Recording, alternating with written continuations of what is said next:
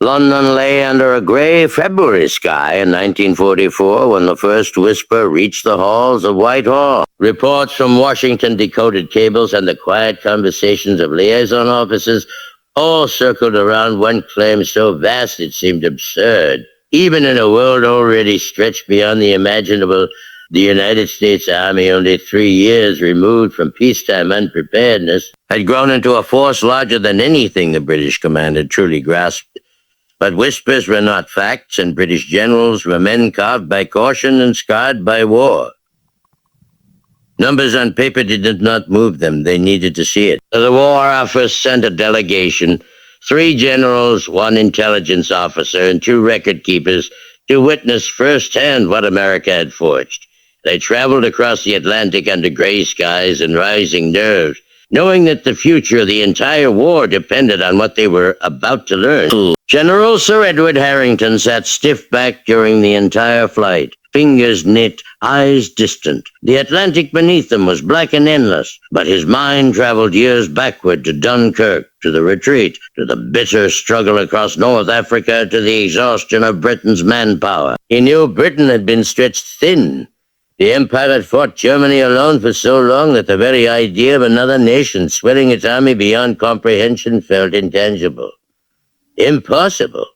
Yet his orders were clear: see what the Americans had built and report the truth. Beside him, General Lionel Montgomery, not the famous commander of El Alamein, but a cousin, quieter and less decorated, scribbled notes with a fountain pen that had survived France, Greece, and Crete. He muttered when he wrote, as though he feared his own handwriting might deceive him. They claim 8 million mobilized. Impossible. Industrial output like that cannot come from nothing. It did not come from nothing, Harrington replied without turning. They had factories. We saw hints of what they could do before the war. But hints are not armies. Hints do not play the keen. Montgomery gave a slow exhale. If the numbers are real, Edward, then the war has already changed. The 3rd General, Charles Whittaker, younger by nearly 15 years, stared out through the aircraft window with the restless awe of a man stepping into history. America is not like us, he said quietly.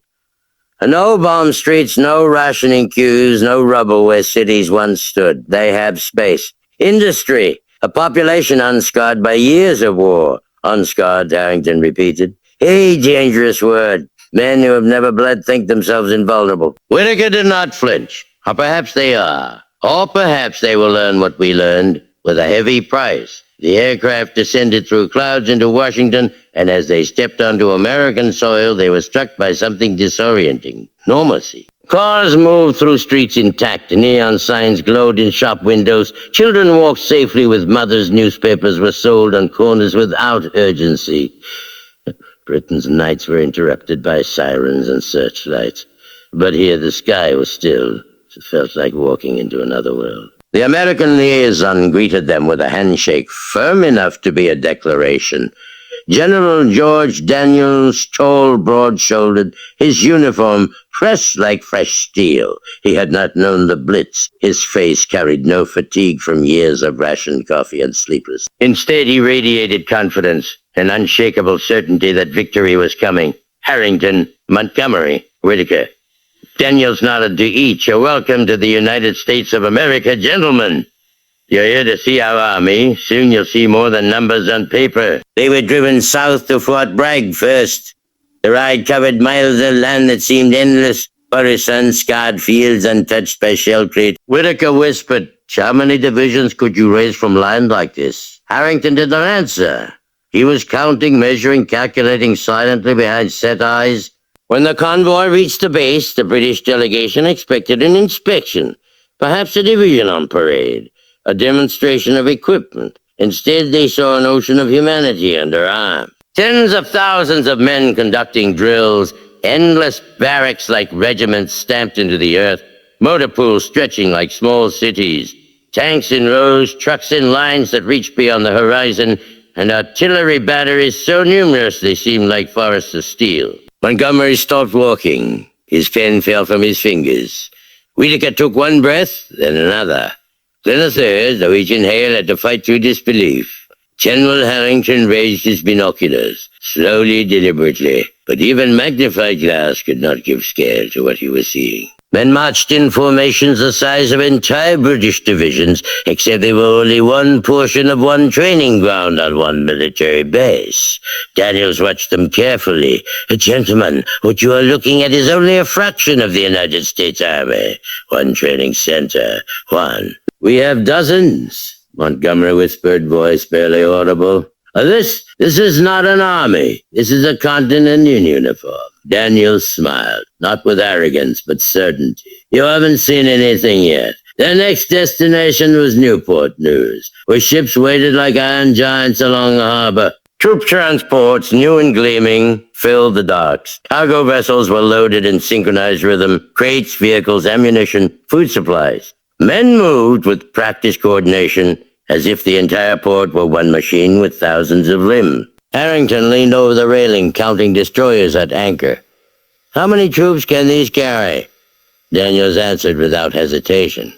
Enough to fill the beaches of Europe until Germany runs out of bullets. Whitaker muttered, voice cracking. You speak as though this war will end by weight alone. Daniels turned to him. It might. We learned something from your resilience, from how you held the line when the whole world was breaking. But the kind of war ahead, the invasion of France, it requires something else. Something you could not build alone. You bled for years, General Whitaker. Now we bleed with you. Whitaker swallowed. It was the first time the young general felt the scale, not as threat, but as relief. In the War Production Office in Detroit, the British delegation saw factories running day and night. Conveyor belts fed rifles into crates faster than a man could read serial numbers. Aircraft frames hung from ceilings like skeletal creatures waiting for wings. Women walked beside men, their hair tied back, their motions precise and unrelenting. A foreman walked them through the plant, voice booming over machines. 2,000 tanks a month, 3,000 planes. Ships rolled out of yards faster than the Kaiser could dream of sinking them. Montgomery stared at the output with something close to reverence. Britain builds with her last breath. America builds as though the war were fuel. General Daniels nodded. The sacrifice looks different when your homeland is untouched. Our cities sleep in peace. Our factories work without black. Every mile of river is a power line. Every field is a resource. Every man not yet fighting is waiting to be called. Montgomery's breath frosted in the cold of the assembly hall. He looked around and said quietly, we once ruled an empire. Now we stand beside a country that may soon dwarf anything history has known. For days they traveled. Illinois, Ohio, Texas, California. Each location held more troops, more training camps, more depots, more industry. Britain's manpower reserves were dwindling. America's was swelling like a tide preparing to break. It was in Kansas that the moment of truth arrived. The generals were flown to one final training center, vast, windswept, larger than some countries. A platform was built overlooking the plain. Daniel stood with them as the ground below began to stir. At first the British officers heard it, distant thunder, rhythmic and growing. Then they saw a movement on the horizon like a dark storm marching toward them. Infantry first. Thousands, tens of thousands, columns stretching so far that the rear seemed to bend around the curvature of the earth. Then armor. Shermans by the hundreds, engines roaring like beasts hungry for Europe. Self-propelled guns followed, then armored trucks filled with soldiers leaning forward as though straining toward a war they had yet to see. Harrington's jaw tightened. His hand, not a man prone to emotion, trembled upon the railing. Montgomery whispered, "Dear God, how many?" Daniels answered with simple gravity. "More than the Germans believe exists, more than you believe possible." Whitaker's eyes were wide like a man witnessing the unimaginable. "This is more than the entire British army at the Somme," Daniels nodded. "And this is one wing of one force in one theater." Silence rippled through the platform. Montgomery broke it first. "Edward, we have entered a new world."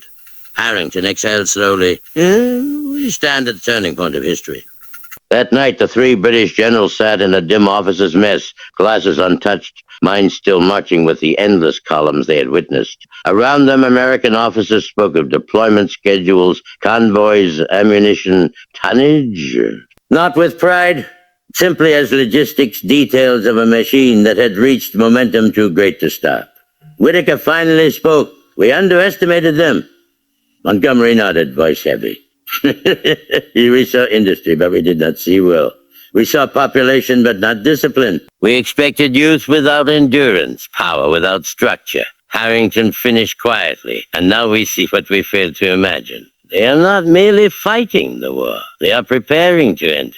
The next morning, the delegation received clearance to view casualty replacement pools, divisions held in reserve, tens of fresh soldiers prepared to replace losses before Normandy even began. Whitaker felt something close to disbelief. We have been bleeding men for 4 years. They have replacements waiting before a single rifle is fired on French soil.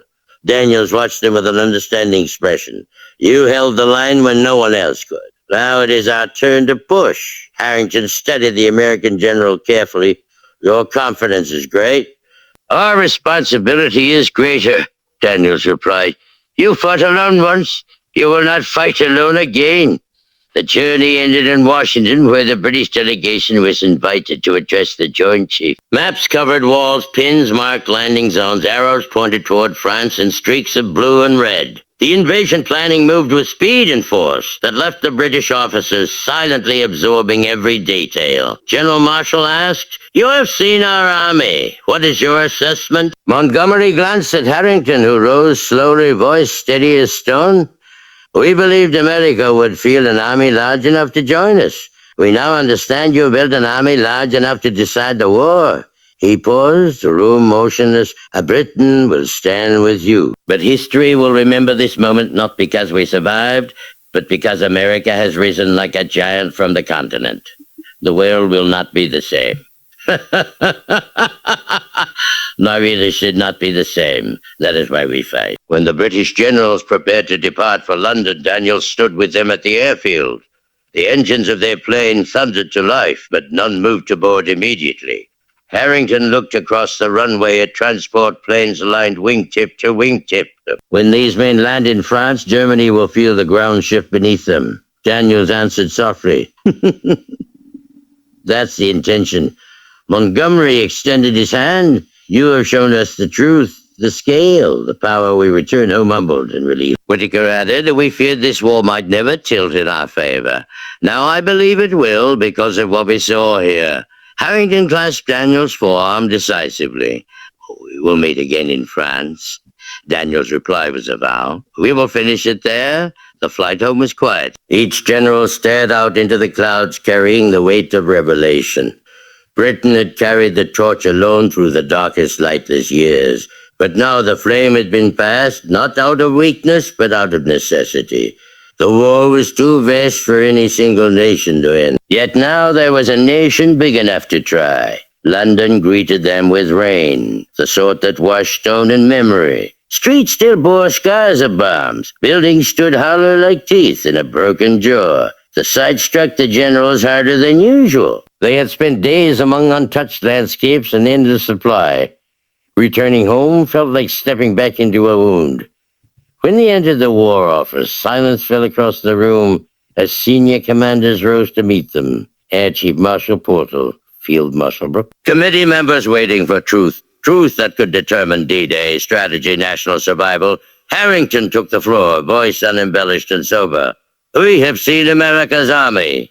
He paused, and every heartbeat in the room seemed to wait on his next word. It's larger than anything the British Empire has ever fielded. Larger than the Kaiser's forces in 1914. Larger than Germany's army now. It is a force built not only with steel and numbers, but resolve. He met the eyes of each commander present. Are you asked whether America can deliver what she promised? She will deliver more. Montgomery spoke next. Their ports are full of ships. Their factories are rivers of metal. Their training grounds are nations in miniature. Their manpower reserves are measured in millions, and not thousands, millions. Whitaker added quietly when they crossed the channel. The war will change forever. A long, heavy silence. Then Brooke leaned forward. How soon? Harrington inhaled. Soon enough that Germany cannot prepare, soon enough that Europe will tremble. Soon enough that the outcome is no longer an uncertainty, but a timeline. The war room absorbed the truth like stone absorbs coal. Strategy shifted that very hour. Plans accelerated. Convoys increased. Preparations for Operation Overlord moved from anticipation to inevitability. Weeks later, when Harrington stood on the cliffs of Dover and saw the horizon darken with ships gathering for the invasion, he felt the echo of what he had witnessed in America. Endless lines of men, endless columns of... The force he had seen on distant soil was now crossing the Atlantic in waves that never seemed to break. Montgomery joined him at the railing, wind tugging their coats. All the doubts we held, he murmured. All the fears, all the exhaustion. It ends here. Harrington nodded slowly. Britain endured. America overwhelmed. Whitaker stepped beside them. Do you remember Kansas? That plane full of soldiers? I was only a symbol. The real weight is coming now across this water toward France, toward the war that will decide everything. Harrington's gaze remained fixed on the sea where ships multiplied like stars.